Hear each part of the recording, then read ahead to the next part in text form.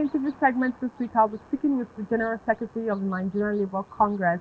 He brought us up to speed about activities that happen during the International Labour Organization committee meeting, especially at that of the apprenticeship and standard of application. He also made comments about the non-payment of the national minimum wage in some states. We will be right back.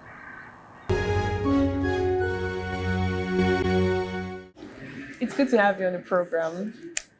A lot has been happening in the sphere of work, but this time around, the International Labour Organization is holding its 110th conference here in Geneva, Switzerland. You served under the Committee of Apprenticeship. It seems to be a new one. Can you bring us up to speed on why there's that need to sit on this committee and what were the deliberations? Yeah, normally from time to time, the ILO takes up issues that help to stabilize, innovate, or improve the world of work and relationship with production and the work. And one of the new matters that came upstream in this particular ILC was the issue of apprenticeship.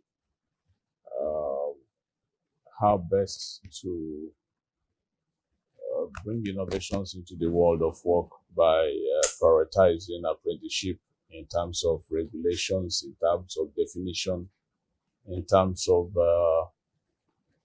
general provisions that will enhance this concept in the world of work and make provisions for it the same way you make provisions for regular work and improve on the challenges facing us in terms of managing the earth, climate change, green work, and just transition, and the role the apprenticeship will have to play in these areas. So what would you say has been the response from government?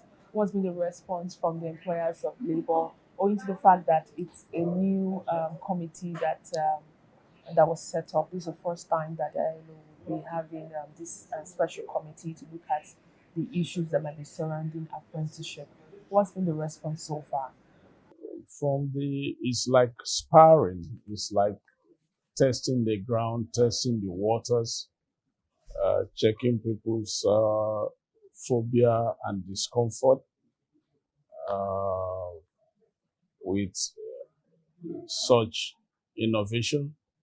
And from the employers, one has a sense of not wanting to get extra pressure by their imagination that will come from an expanded concept.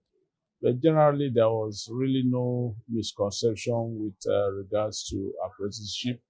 But when it came to trying to expand it, or the definition or the grouping to also include the internship, or what they called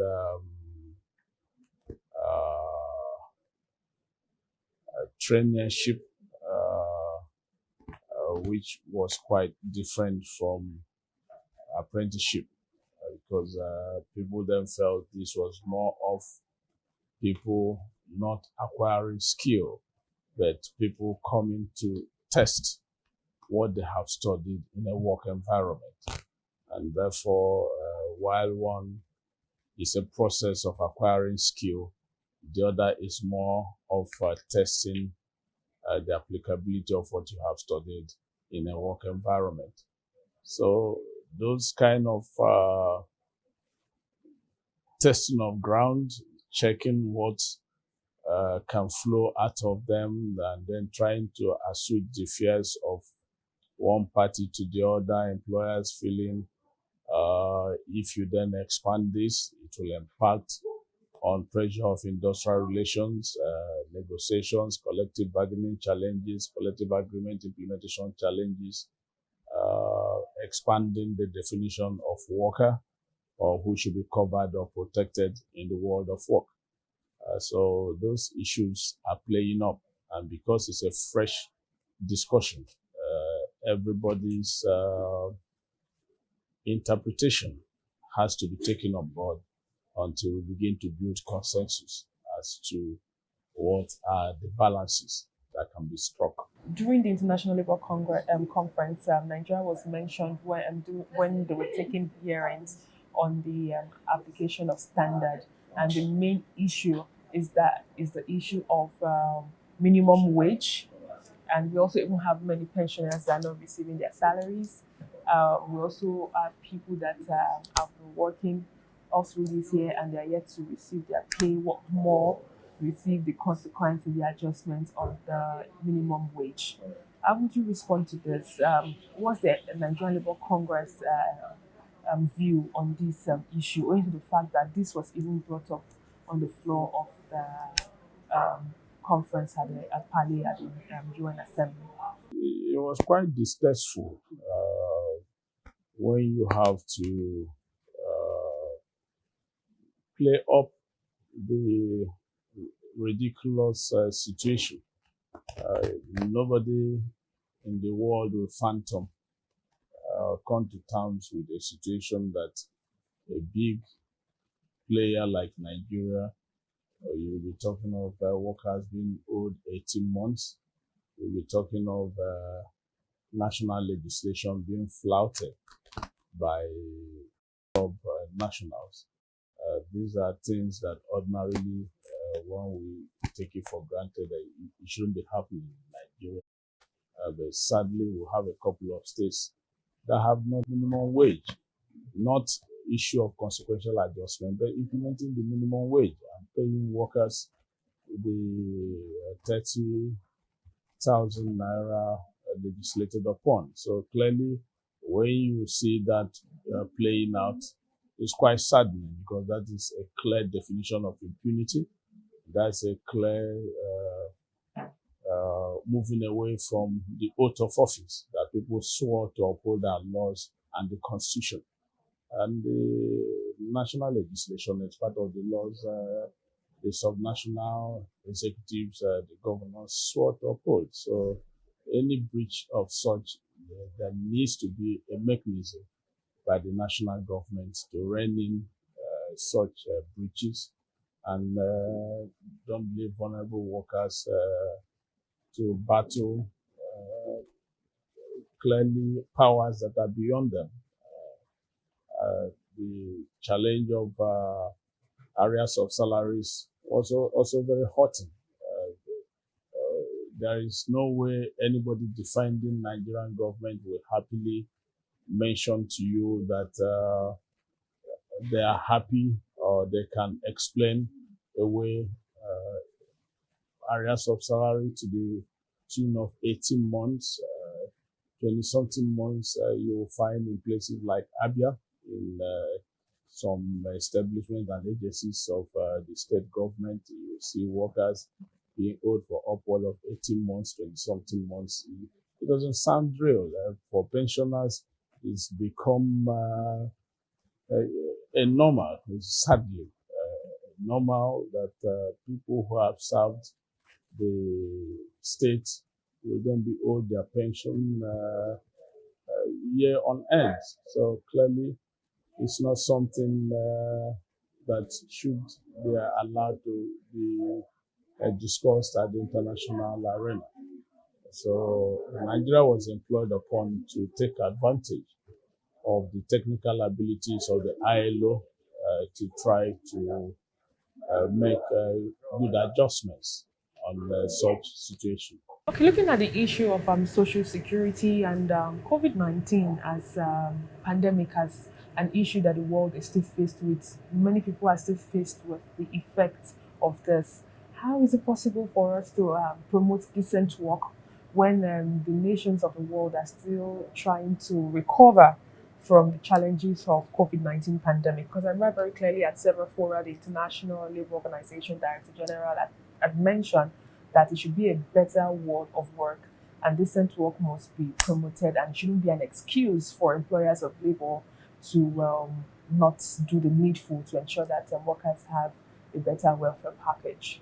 Yeah, clearly there is a discomfort. There is a strong distaste for the continuous pressurizing of workers in the world of work under the guise of challenges of COVID, under the guise of the deteriorating economic activities, productive level, that people are experimenting with the new normal, moving towards the new industrial revolution, where you have more virtual work or work from outside the world of work. That should not translate to enslavement of workers. That should not translate to pressure on organizing by workers, pressure on not allowing workers to organize, pressure on disrespecting collective agreements, or pressure on coming to the table to freely discuss and reach agreements with regards to how the world of work should be managed. So the challenge of wages, the challenge of hours of work, the challenge of the nature of work, the certainty of work are played up, and the need for economic solidarity in terms of health and safety, in terms of social security, were all things that came up for discussion. Back home in Nigeria, we know that we have the issue of inflation. Prices of goods and services have quadrupled over the years. What's been the response from the employers of labor, especially from the organized private sector? How has it been? Would you say that decent work can be encouraged in this space of work that seems to be harsh, especially for employers of labor? With the organized employers, we seem to be moving in the right direction in terms of harmony, in terms of discussion, but we still have the challenge of workplaces where the employers have not been open. And for everywhere, the employers have not opened up to the workers in terms of aligning or organizing. We have tended to see that health and safety issues in such areas are abysmal low. We have tended to see that workers' welfare takes the back seat. We've tended to see that job security takes the back seat. So clearly, decent work is not on the agenda in such areas. But as an organized employers association, particularly NECA, we have had a robust relationship with NECA. We are clearly on the same page with NECA leadership in terms of what the world of work should be looking like. The leadership is on all fours with us in trying to respect the ideals of the ILO in terms of the tripod nature of managing the world of work. But we continue to see challenges that are posed by crude employers that resist workers organizing. And in such areas, you tend to find industrial accidents, freak accidents that lead to amputation of limbs majorly happen in these areas where you find that the workers have not been organized, the workers have been refused to operate as a union, and collective bargaining is not taking place. So clearly, we have a job cut out for us, because to operate in the harsh economic conditions that have been imposed on us by COVID, by the Russian-Ukrainian war, things are getting a bit tougher. And for the crude employer, the tendency is to push the harshness on the workforce. So finally, there's this campaign of the need for more workers to be unionized. The food union during the International Labour Conference held a protest to ensure that fast food workers are unionized. For them, many of the workers have been harassed. They don't receive decent pay, and they feel that the only way that these people can be catered for is if they can join the union. As the General Secretary of the Nigerian Labour Congress, what more has been done to ensure that employers of labor understand the need for active participation of workers in trade unionism? The tendency is there has to be a world of work. The worker, the employer, and the regulating body, which is government. You need these three people operating as a team. The employers have their association, the workers have their union, and government as a sovereign then operates. And clearly, once you put pressure on any of these not to operate at its independent maximum, then you have a dysfunctional world of work. And once you have a dysfunctional world of work, you begin to see the effects, the side effects of such dysfunction will play up in terms of poor occupational health environment, play up in the form of poor productivity arising from poor remuneration and poor welfare conditions for the worker. And at the end of the day, it becomes penny wise, pound foolish. We have had the challenge. We've had what we call our organizing academy, trying to train and educate workers on the best processes to organize, to unionize non-organized workers into the union. We have our organizing committee in the NLC. We have the processes. We take advantage that is provided by the Ministry of Labour through its different state directorates. We take advantage of the innate capacity of the trade unions to picket. We take advantage of communication capacity, innovative communication. We have new No Challenge to Yours by the Solidarity Television of the NLC to protect their interests. Thank you very much for your time. Thank you for having me. And that's all we can take on today's edition of the program. Join us next week for a fresh edition of the show. I am Sharon Ijason. Thanks for watching, and remember that labor creates wealth.